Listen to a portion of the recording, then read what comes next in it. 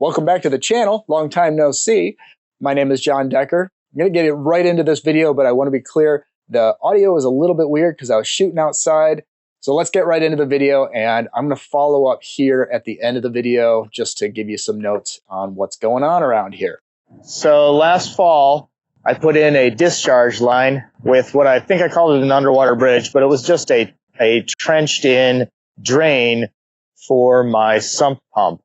Now, the spring has arrived, and the sump pump is discharging every 8 minutes, roughly 3 to 5 gallons. And so we get a lot of water during this time of the year, and it slowly depletes into the lake that's down the hill from us until the water table levels out after a while. Right now, the actual depth of the water table is about 9 feet. Thankfully, this is the first season that I've had 0 water in the basement, which is awesome.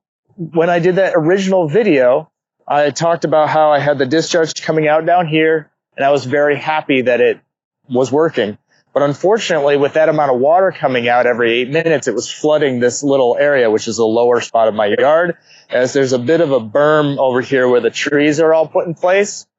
And so here's a good example. As the water came out, it originally was kind of flooding into where I'm standing right now. A couple days, I've spent some time when I can coming out and trenching in a French drain that essentially goes this direction around the peony patch.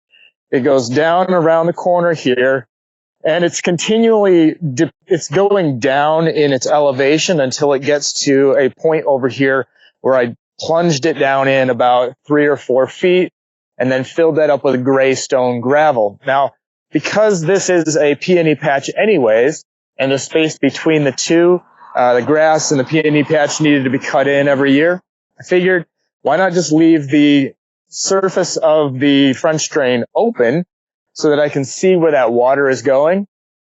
And while the gravel goes up in elevation over here, the actual base of the French drain goes down in elevation. So you won't see the water on the very far end over there, but you are going to see the water over. So it comes out, there's a little bit of a river.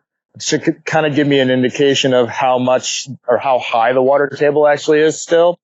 And there is some liner underneath here, but it's not so much that this should be still sitting here with water. So that tells me that the sump has filled up that little basin at the end and all the way around the base here of the peony patch. Here at the garden, this space is a little different. There's always a lot to do out here. The area that you can see here kind of is in the process of being built out. All the daffodils kind of came in. I don't know, we must have planted them years ago, but let me take you for a tour. We've got a compost pile that we're going to rebuild because it's falling apart. So in the back, we've got blackberry bushes, some herbs that have gone kind of feral, and some raspberry bushes, and I'm still working on this section.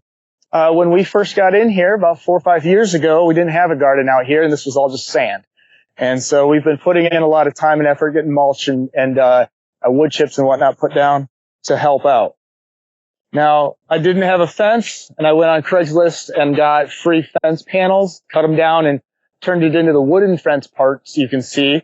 But then last year, we had a groundhog that absolutely ripped through the first plants we had, which were all little, tomato plants and stuff. And so I spent a good week or so on the off times trenching an 18-inch trench all the way around the inside, and I sunk this wire mesh stuff in to a 30-inch height. You can kind of see it there. And that has kept any animals from being able to go down and in.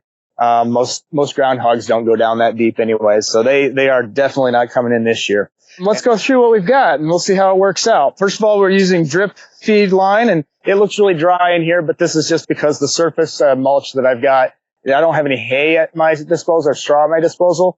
I've got wood chip mulch, and I've got pine straw. I'm not sure what we put on the backside here. I think it's radishes. And then there's carrots and radishes on either side of the tomato plants. Everything's from seed, so we're getting started right now. Even though it's not guaranteed to not be a frost day in the next couple of weeks. I know it looks crazy sunny right now, but it's Maine, so everything could go down to like 30 degrees overnight. Anyhow, so everything's mulched in with pine, and then where I step in is the wood chips. Then we got radishes, tomatoes, radishes. I don't remember what kind, but there's some sort of heritage plant. And then we've got, I can't remember what's on either side of the tomatoes here, but it's something, tomatoes, something. And then I've got purple basil, tomatoes, purple basil over on the far right. In the middle here, the green is Brussels sprouts. They overwintered, which was shocking. And then we've got some herbs over here too that I don't remember what we put in exactly. My wife's got all of the lists of everything. In the back corner, along this entire row, is some sort of squash. We're going to be donating it, so I'm not really sure what that is. And then we went ahead and went to the farm store and picked up some cattle panels. And these are going to be cucumbers and squash and something else. And I just realized I've got to get some more zip ties on this to make it more stable. But yeah, so anyways, that's what that is. And I think there's carrots or more squash or something over here. If it sounds like we're making a lot of squash, it's because we're going to donate most of it to our church's food pantry when the season comes around. They asked for it last year. We can do that for them. So, all right, let's head on out then and take a look really quickly. Over here by the daffodil patch, we've got this box, which is full of compost and weeds and junk, but I also have pumpkin seeds in it. That should keep them from going too crazy and getting all over the place. Hybrid hot pepper, it's jalapenos and habanero. It's a hybrid plant, essentially, that I pulled from last year. And so those are seeds that I'm hoping will do well, and I'm doing a little bit of an experiment here with those. These two boxes are the identical seeds, so they're from the exact same pepper. And so we'll see how that plays out, but I'm trying to start a new line of hybrids, so this should be interesting. On the far end down here, the part that's mulched is the hybrids, and then everything on this section is a really old bag of burpee habanero plants. So we'll see if those come in. And that's, I think, all we've got planned. Well, thanks for watching. If you enjoyed this, please like and subscribe.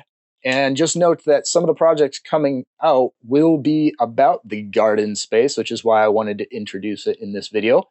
And also just note that one of the next videos, I'm not sure exactly when it'll come out. These come out not necessarily chronologically for me, but based on when they're done. The barn door project that I mentioned, I think in the previous video, or maybe two before, I can't remember, that's still in the works. It's mostly done. I'm going to show you a quick teaser before the end of this, but it is still not, as of me recording this right now, actually finished. And that's primarily because I'm trying to figure out some of the latching mechanisms that I want to use to make it nice and strong and secure. And that I have yet to figure out at a cost I'm willing to pay. As of right now, today, it is, it's mid-May, and, costs of things have gone up, as we're all aware. Anyhow, so if you guys have any comments about what you saw today, and actually, you know what? If you guys are watching this and you found the thing about the sump discharge area interesting, let me know. Any comments you might have on it. I'm still uncertain as to whether or not having that all open like that is a great idea. But yeah, just let me know if you have any thoughts about it. I am going to be doing some other water features in the yard, so that was me just sort of playing around to see if I could get something done. But anyhow, yeah. So thanks for joining me, and I will see you in the next video. Here's that teaser I was talking about. Today's the first sunny day in like 2.5 weeks. I might use two 2x4s. I think that makes sense. So that it lines up nice there. Well, that'll do it.